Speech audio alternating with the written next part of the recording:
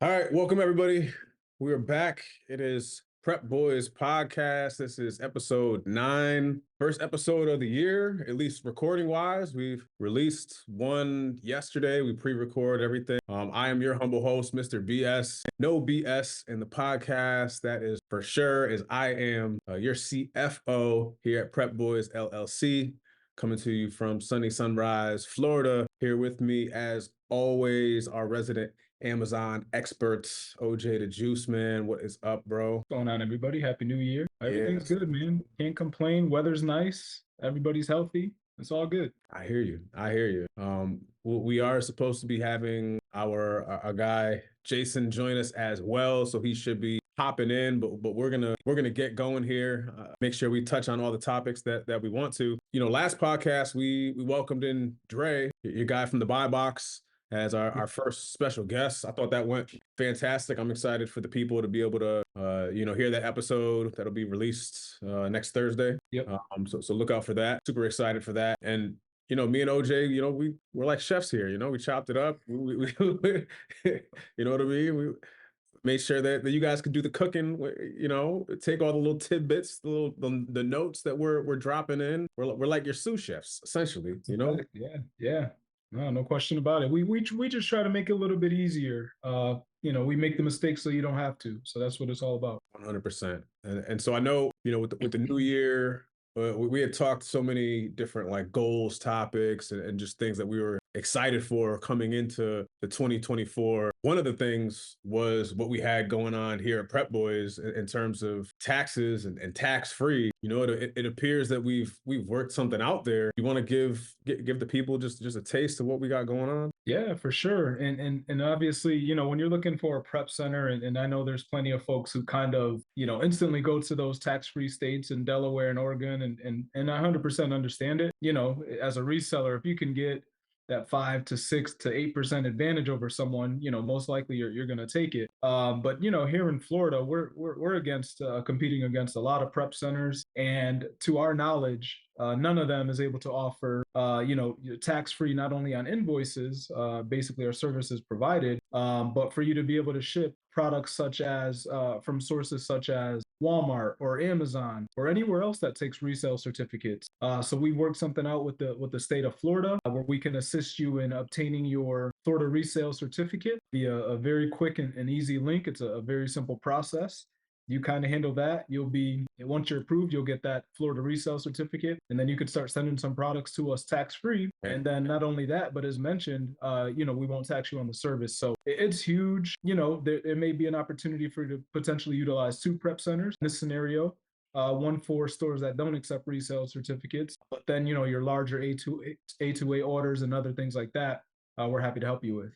100%. We already have new customers going through the process, so we're vetting it as we speak. We have customers who have already done it, so we know it works. We're excited. I know I am, and Yeah. look, we both live in Florida. We both have the resale certificates ourselves, so huge benefit there. And as we always talked about, to also be free on our we're essentially comping sales tax for our customers. That's extra benefit there. Yeah.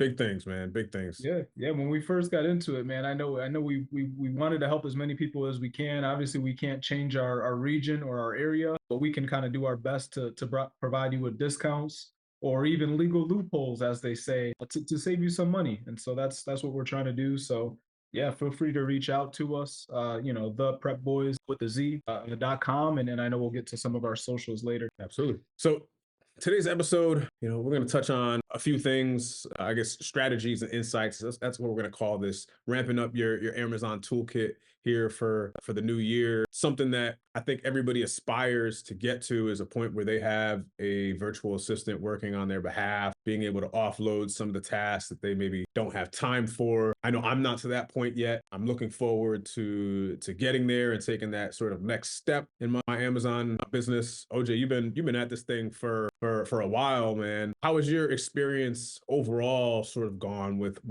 VAs since you've had them join? And I guess how long has it been since you've had VAs? Yeah, so I mean, I would start off because you made a couple of points and a couple of questions. That the main thing is, and I think I mentioned this maybe a long while ago, maybe our first or second episode is, before you get a virtual assistant, you want to be at least, confident and comfortable in what you want the VA to do or what you want your assistant or employee to do. So if you're struggling at sourcing, for example, and you have no idea how to source profitable products, you can't complain when the VA sources products and sends you crap.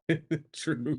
You just can't do it. So True. what I like to do is I create videos through a software called Loom. It is free up to a certain amount of videos and bandwidth. And through that software, you can, screen record and basically, teach your process and have your standard operating procedure. That way you can easily give to a VA or an employee. It's probably the first thing. I see too many people jump in too early. Yep. When they're not ready, first of all, like I said, they're not an expert, or there really isn't a business case for it at that current time. So if you only have 5 or 6 ASINs and you're not doing, 10 or 20,000 a month in sales, it probably makes no sense for you to have a VA. Now I can understand if you don't have the time, because I know, a lot of people do Amazon as kind of a side hustle. Yep. But again, even if that's the case, if you feel comfortable and confident in your abilities that you want your VA to do on your behalf, just make sure that's all documented for you. Now, for me, I've worked with virtual assistants all the way back, I would say, to 2018, I would say. So a good 6 years. First started yeah, and I first started working with virtual assistants with real estate. So I know many of you out here have an interest in real estate and kind of building generational wealth for your family and things of that nature. One thing you can do is, is get a virtual assistant to do your cold calling, do your email campaigns to homeowners or target markets. So that was kind of my introduction to virtual assistants. I really got to get a feel for their abilities, their work ethic, which regions of employees I kind of prefer to work with, and others that, I may not prefer to work with for a variety of reasons, whether it be price, affordability, language barriers, so on and so forth. But that was kind of my intro to virtual assistants. That process, having someone be a cold caller, is a lot different from, having someone source Amazon listings or, reach out to wholesalers and distributors on your behalf. But at the end of the day, the process when it comes to, hiring, training, developing, and paying is pretty much all the same. Overall experience, then I'm guessing has been fairly positive. You've been doing it for 6 years, so multiple different businesses, multiple different tasks that you're asking them to do. So I'm going to go ahead and assume that things have been going well. I would say it's very important because things may not go well, and you got to realize that this is your money, and if something isn't going right and you're not able to properly correct the problem, just cut your losses. There's hundreds and thousands of virtual assistants out there ready to work who could be more competent than the current person you're utilizing. So if he or she, it's not going to work, or they're not really meeting the goals and objectives that you gave them and that you both agreed to when you hired them, cut your losses, man, and just move on. But yeah, I would say it's been a good experience for me overall. You said you're using Loom. That's your operating procedures, trying to give them work instructions. So beyond that, though, what does it look like? Are you having weekly calls, or are they calling you on the phone? Is it email communication? Like what does that sort of structure look like? Yeah, so I mean, I guess before we kind of jump into the structure and the day to day, I mean, I know there's a lot of people out there right now asking themselves a question like, man, where do I find a VA? So, kind of looking at that, there's several places you could actually look at VAs, find VAs. There's numerous, like Facebook groups or agencies who actually have virtual assistants ready to go and trained up that you can kind of purchase. But keep in mind, those are going to be a little bit, probably a lot higher cost than it would be if you kind of do it on your own. So there's a couple of main sites that you can go ahead and find virtual assistants on. One is going to be Upwork.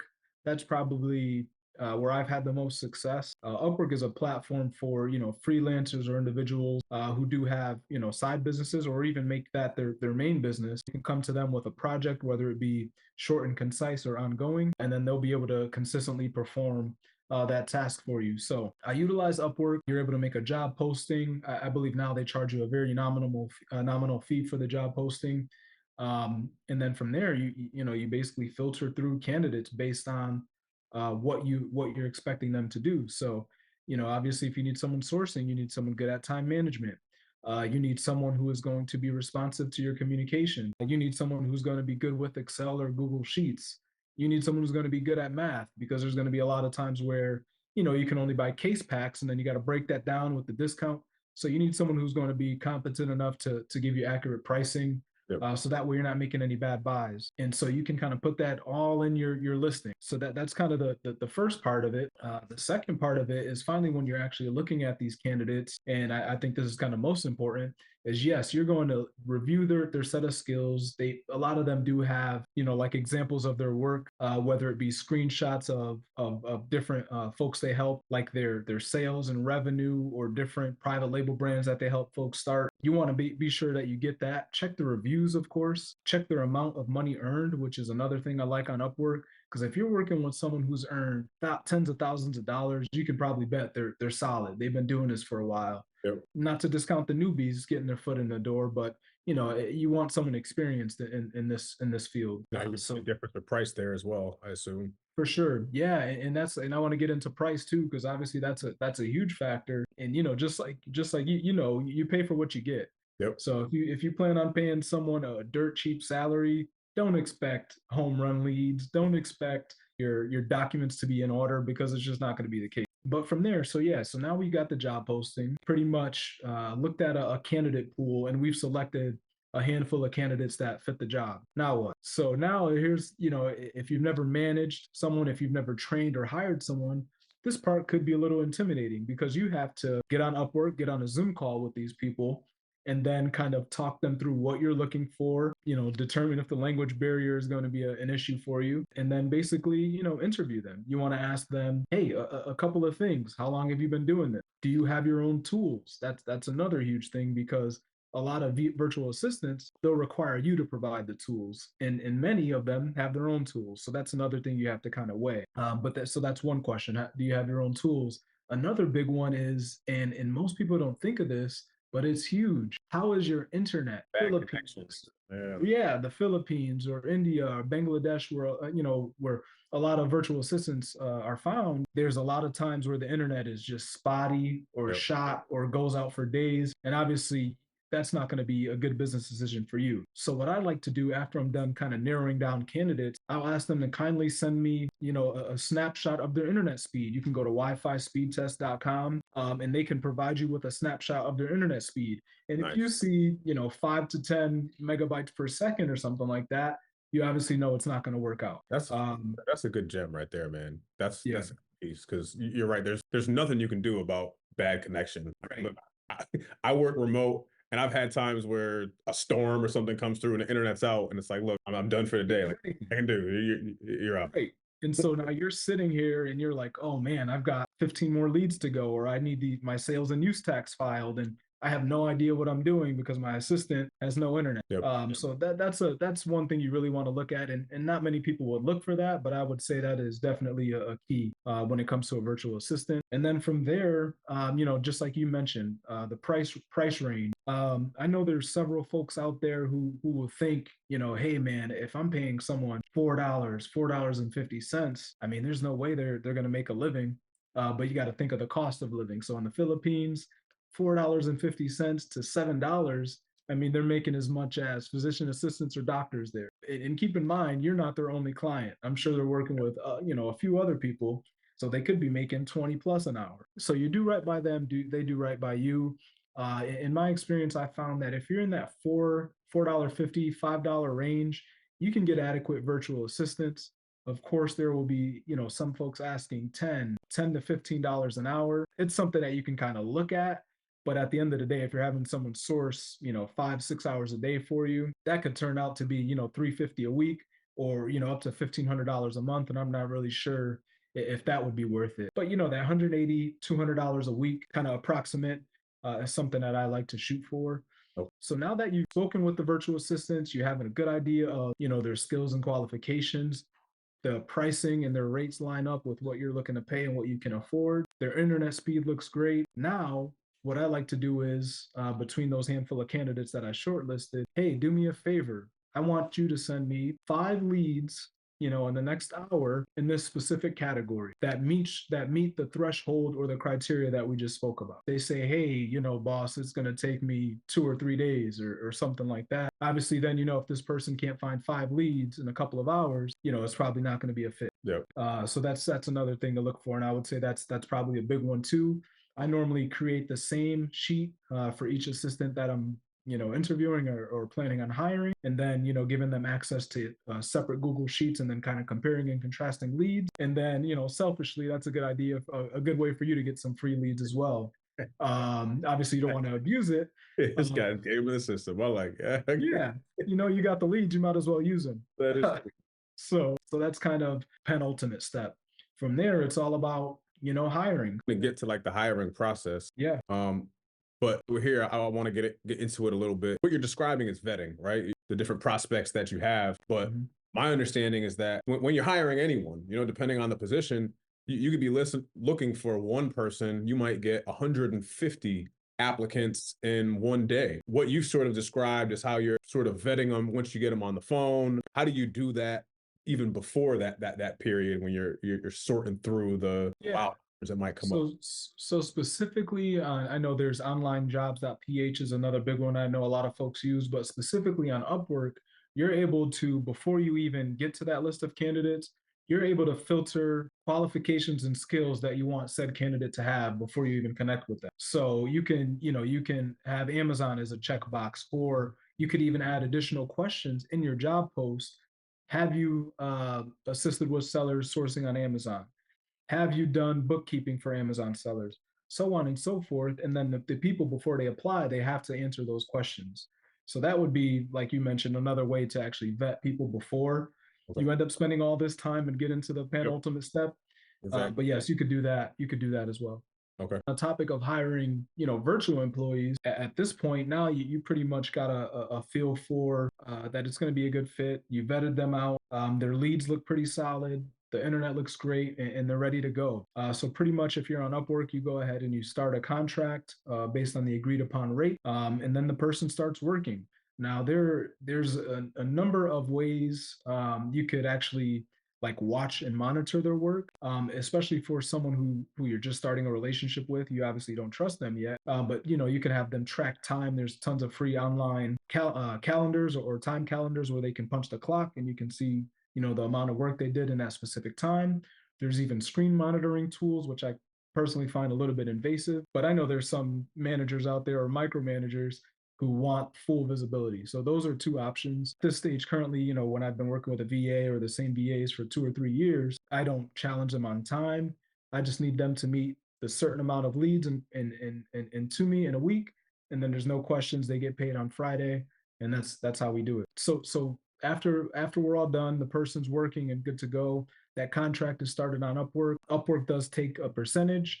And you're able to set up your bank account directly on Upwork, so automatically the assistant will get paid. And now another thing I like to do is, Upwork, as I mentioned, they take their fee.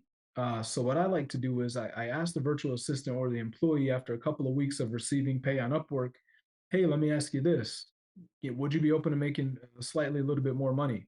And of course, who wouldn't? They say, yeah, well, what do I have to do? I said, hey, let's terminate the Upwork contract, and then let's go ahead and I'll pay you through, PayPal or Wise, which is another big one in the Philippines, for example, a little bit cheaper than PayPal as well. And a lot of them prefer that. That way, Nice. you kind of eliminate the fees on Upwork or online jobs.ph. Yep. They put more money in their pocket and you keep a little bit more. I like that. Eliminating the middleman. So that's Yep. good tip. Yep.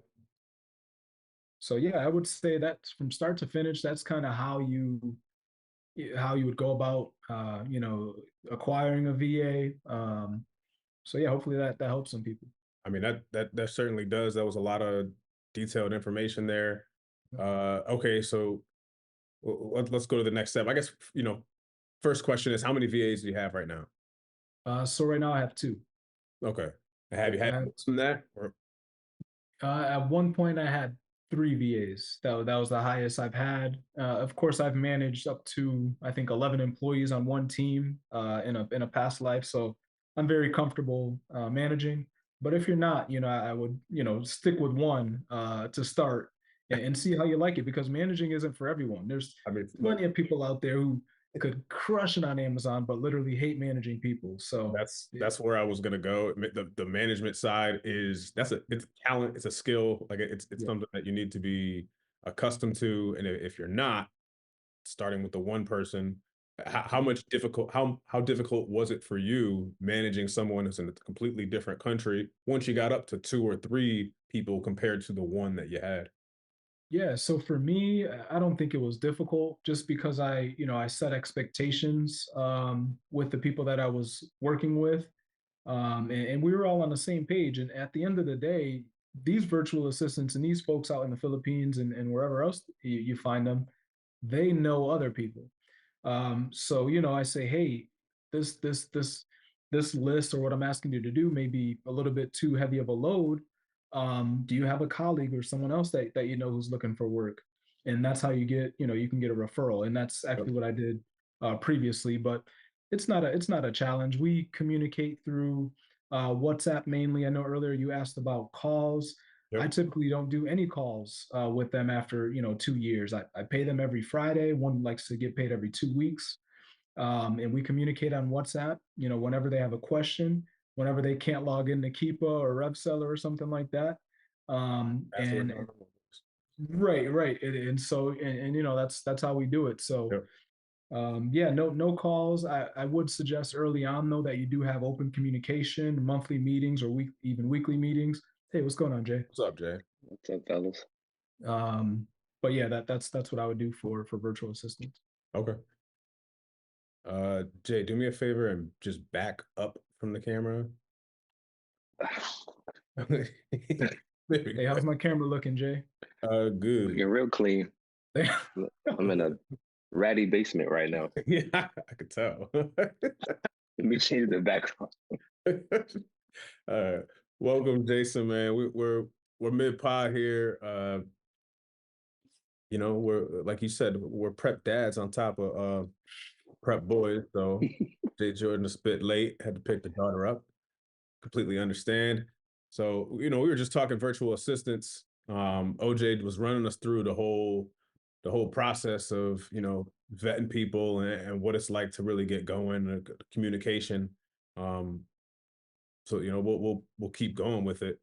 I don't know where to go with it, but I mean, we can go. So I know we spoke about virtual employees, but obviously, if you have a structure or you have a business that is actually a storefront or even your own warehouse, for example, or even a small storage unit, you obviously won't hire a virtual assistant. You'll actually hire a person who's going to be there as an employee.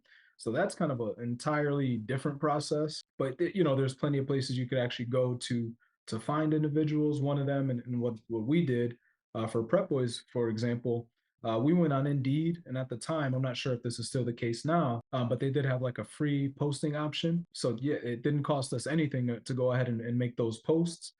We ended up getting a slew of candidates, maybe 150 candidates. And of course, going back to what you were saying earlier about the virtual assistants, it's just really important to look at their skills and qualifications before you waste anybody's time. So if they were, a massage therapist or something like that for the past 6 years, never been in a warehouse, never dealt with any Amazon sellers, safe to say you probably don't want them working in your warehouse, handling other people's products and prepping them. So it just comes down to really vetting the people. And then of course having a face-to-face call or maybe even two, or even an on-site, where you can kind of say, hey, walk me through how you would prep this, or follow me prepping this. And that way you can get a feel for their timing and how they're actually going to prep things. Um, and it's very important when you actually have someone on site and in person that, of course, they're going to be trustworthy, but that you're doing your proper due diligence on them as a person. So that means doing background checks. So there's various sites you could use. You could use something like Checker, CHECKR, which they charge you a fee. I believe it's a monthly fee. But you want to make sure that you're vetting these people because at the end of the day, they're going to have your products at their disposal should anything go wrong. So, and of course, just like if a virtual assistant's not a good fit, it's very important to realize that your employee is not a good fit either, and then you move on as well. 100%. And so we got lucky here at Prep Boys because Yeah. our employees fantastic. Yep.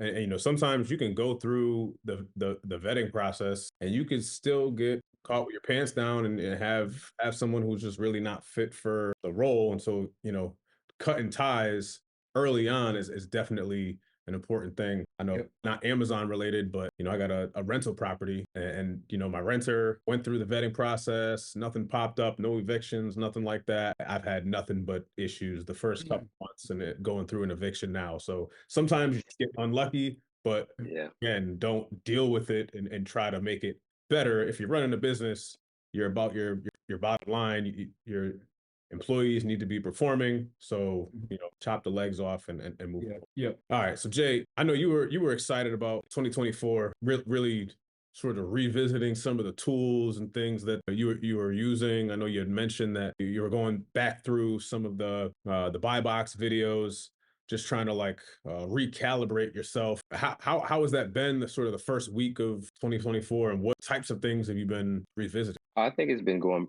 pretty good. I think what I've learned from last year is I didn't do my due diligence when it came to using the programs I have and using the resources I had. So I just been honestly just going back on YouTube and just watching videos of programs that I have, like Rev Seller, because I was thinking about buying Seller Amp. But in the quick research I did, I realized that those programs are pretty similar to each other. And I'd rather spend time, you know, learning more about a program that I already have and pay for versus starting over from scratch. I did the same thing with my repricer. I was getting ready to switch that over, but I was lucky enough to speak to one of the representatives there, and they offered me a discount to stay with them and walk me through some other features that that program does have too. So I'm just taking a step back for the first few weeks of this year and just, you know, trying to get things automated and get things set up so I can have a better year this year than I had last year. Who are you using for your repricing tool? Aura right now. Go Aura. We had this conversation with Dre last week as well on sort of circling back and going through tools that you have, all the different subscriptions that you have, whether it's your personal life or your business life. Always go through and see where you can cut some costs because Oh, there's inevitably going to be things that you thought you were going to use and you just don't ever touch. Have you come across anything like that, Jay, or you know, give it a shot after Jay answers? I think I did the programs that I do have, I'm going to keep. You know, I did my, you know, my budget for this year too. I'm spending over $300 for the programs that I have now. So I think that's a pretty good number for, you know, what I need now. I was trying to reduce some of that, but honestly, if I feel like if I just take advantage of what I have, that money won't go to waste. Okay. What about you? Yeah. Anything that you need to cut out? So for me, you know, having the virtual assistants in the Philippines and abroad, I have to have some tools because I do provide that to them. But other than that, I added a few new tools to the tool belt, Storefront Stalker Pro, courtesy of Saul and AJ in the buy box. I mean, you know, I previously did storefront stalking through Seller Amp and then manually, which, you know, obviously puts you at a disadvantage because you're not going to see things as quick as, you know, the software would. But that's pretty much the only tool that I've picked up this year that I've already made thousands of purchases on, and we're what, 5 days into the year. So I know yesterday, for example, I think I posted a tweet and I almost hit my hit my goal of 10K spend just yesterday. Um, yeah, yeah. So and this was off of a storefront stalking lead, and I was blown away. So yeah, that's going to be an exciting one. Nice. That's a program I added as well Yep. for this year. So I'm super excited about that. I think that's gonna Yeah. help a bunch. Yep. But yeah, just like Jay mentioned, man, you know, the thing is you got a budget. So if you don't know what you're comfortable spending with the subscriptions, with leads lists, with, you know, your overhead for the accounting firm that you're utilizing, you're running a business. Don't let the business run you. So know your numbers. If it comes down where you're growing tremendously, but your cash flow isn't really right because all your funds are tied up in product, you want to be able to present this to, you know, a lender or someone who could help you grow, or Amazon lending even. That way you could, you know, increase your business and help out your cash flow. So very important to know your numbers for sure. 100%. So now, Jay, you know, back to sort of the couple programs that you were going back and forth on. It was Seller Amp or Rev Seller. Rev Seller. You Yeah. decided to go with which one, and I guess can you give me what features was it that kept you in that space beyond the discount that you got? So I think I'm going to stick with Rev Seller because I found that there are a few features that I was doing manually that program can help me do, like streamline. So one of the features it has, we all use Google Sheets to populate our inventory list, or between the prep center. When you're going through searching and sourcing products on Rev Seller, you can actually export the ASIN, or you can set up the Google Sheet exactly how you want, right from the program with the click of a button once you set that up.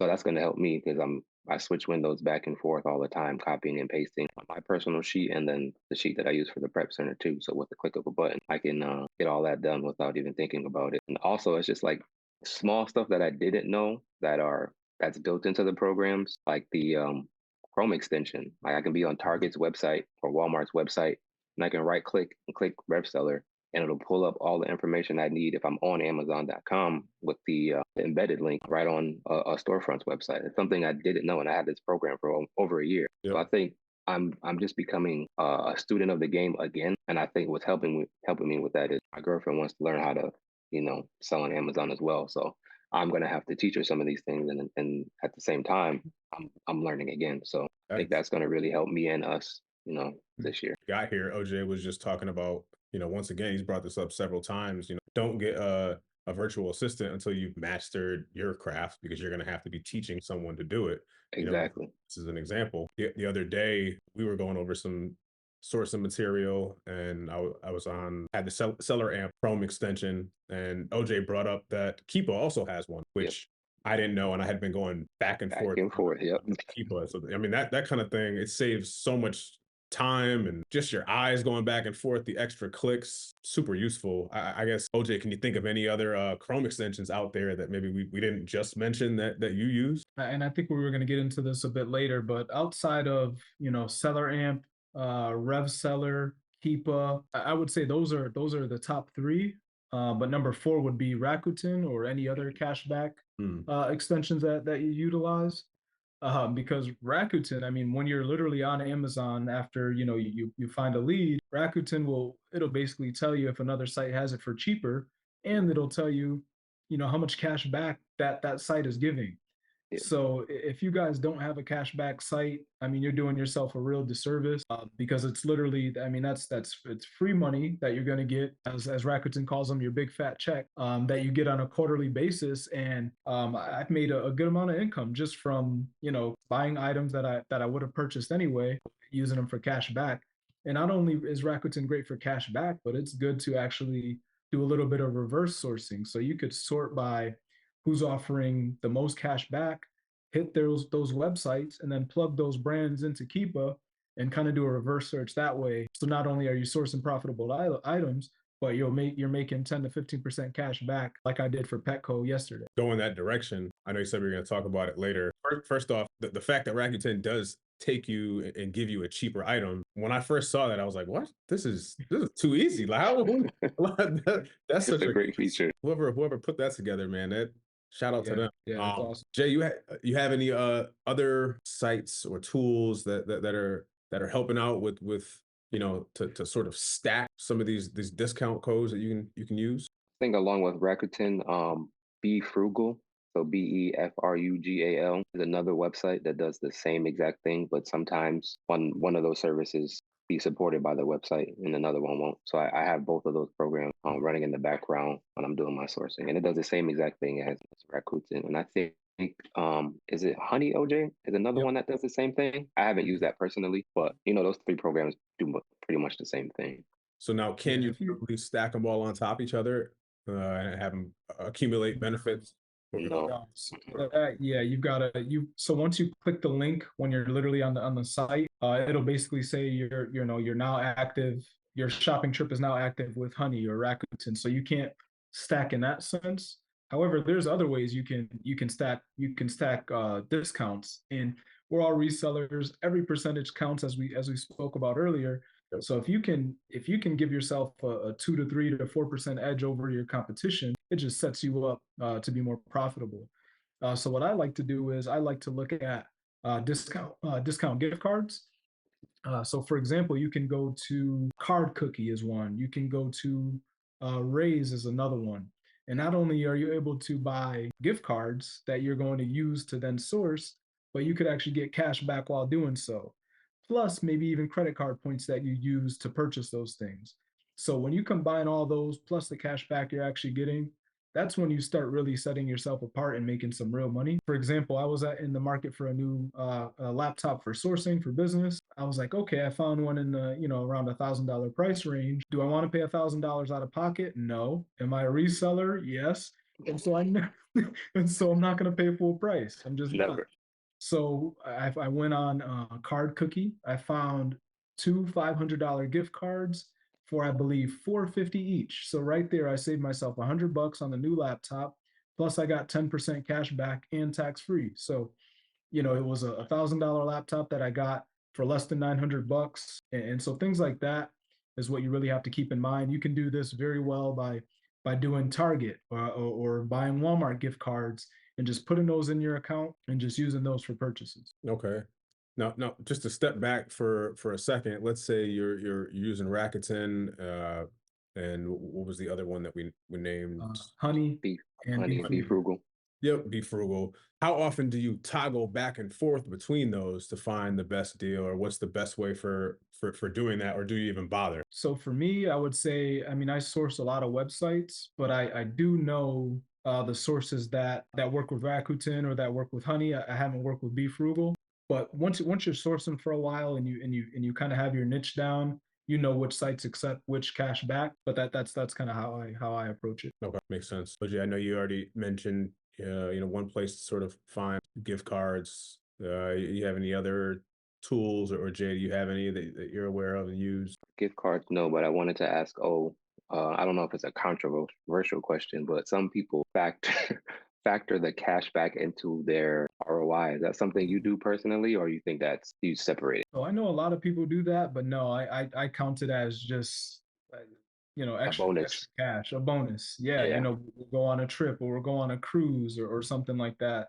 And I don't factor that into my ROI because at the end of the day, I could have saved 15%, but next thing you know, the item tanks or something like that. And I just don't want that factored in. It can get a bit confusing tracking it. So yeah, I just keep it as an extra bonus. Yeah, I do the same thing. This might have to be off the record. Yeah. You guys aren't using QuickBooks or anything like that for your Amazon businesses, are you? Nah, I'm No. using Sellerboard right now for my money management, but it's okay. So Yes, I use an accountant and pretty much the Amazon reports. Couple that with my cost of goods sold sheets. Yeah. It's rather old school, but it works for me. I haven't had any issues. Fingers crossed. This is why I said again, it might have to be off the record, but what you're doing works well because you're able to sort of hide a lot of those cashback discounts you're getting. Yeah. If you're using QuickBooks, that stuff gets logged automatically, and you have to claim it as Really? yes. Okay. Ah, Technically is income. It will show up on your statements. You're supposed to claim it as income. how does But, it know? It's going to my PayPal. It's not connected to anything else. well, I guess if you have your cards connected to QuickBooks, like that's the easiest way to Oh, it's tracking okay. all so what happens is on QuickBooks, you buy something from Amazon, for instance. We just re-upped on supplies for the store. When you Mhm. make that purchase, it comes through with the exact amount. It tells you who the vendor was that you spent it with. And then, I have it set up so that you have like automatic features that are going to say, okay, anytime this is Amazon, this is supplies. Anytime it's Comcast, this is our Wi-Fi. Utilities. Yeah. Yeah. So then what happens, like I said, you get that cash back. Well, it's like, well, hold on. Now you have money coming into a credit card. You have to account for this money somehow. So even if you just use it towards like your balance, that's still cash technically that's gone into your pockets that you haven't accounted for. No Yeah. QuickBooks for me. No QuickBooks for me.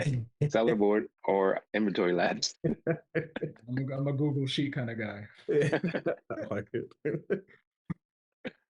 Okay, any pitfall, I guess that kind of was a pitfall that I just went over in terms of stacking up on these discounts and strategies that you're using. You guys have any other pitfalls that you can see, or is it all potatoes and gravy. I mean, so for Rakuten, for example, I think last year I saw a few sellers kind of run across this issue where they were actually banned from Rakuten, or they no longer accumulated cash back, Really? because Rakuten's not for someone who's spending $20,000-$30,000 a month on resale items. It's just not.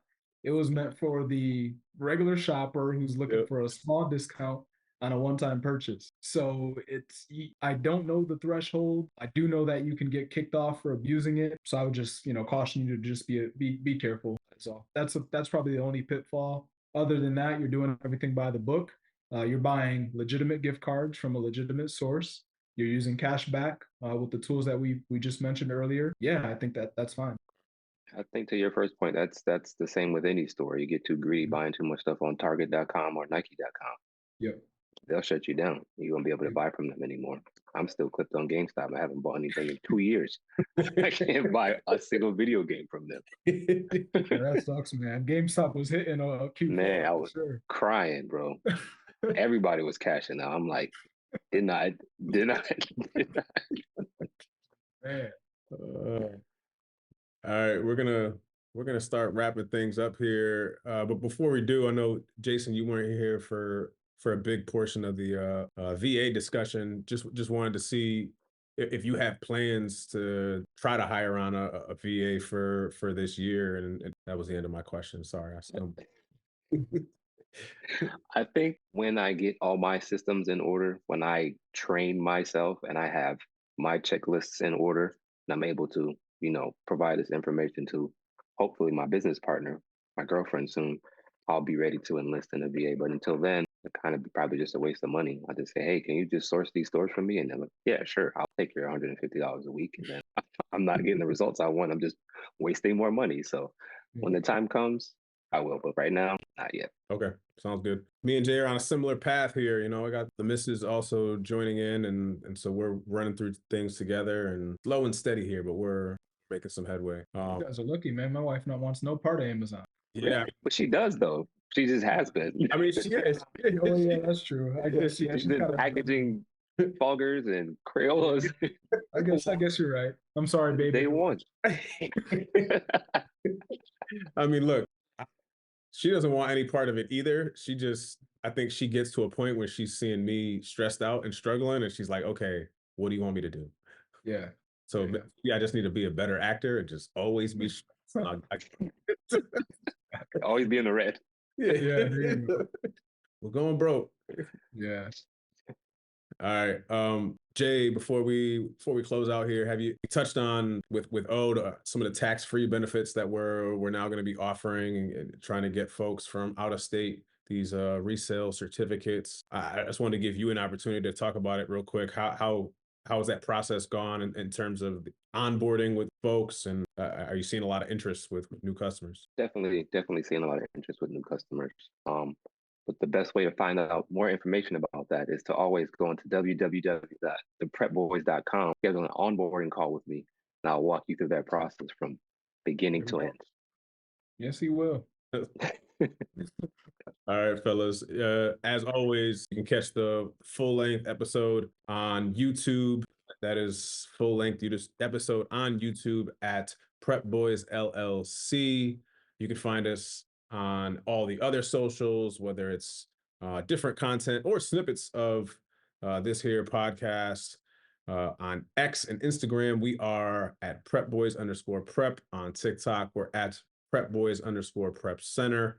We're also on Discord at Prep Boys with the ZFL, as in Florida. Great to have you with us. Again, I'm Mr. BS. You can find me personally at Jesse Prep Boys on X or at bright_shadow_ on Instagram. OJ, where can the people find you? Yeah, so you can find me. I really only have X, but it's OJ Prep Boys. And then I'm in Discord, Road to Riches, RD2RICHES. Jason, where can the people find you, my friends? So you can find me on X. I just started a new account. It is the Lazy Reseller, just like that. And my Discord name is Drip Drop Ship. I like the names. Yeah. I think I saw a friend request coming from the lazy reseller. I denied it. Yeah, no idea. Yeah, That was that guy too. Yeah. it's me, guys. Yeah. By the way, you guys that are tuned in, I mean, you'll see that we have a special guest here on next week's episode, or you probably already watched it at the time of this airing. But if you have, some experiences you'd like to share with an audience, if you have some gems and tidbits that you like to give to the people, reach out to any of us here, and we're happy to connect with you and then feature you on one of our episodes. Absolutely. Absolutely.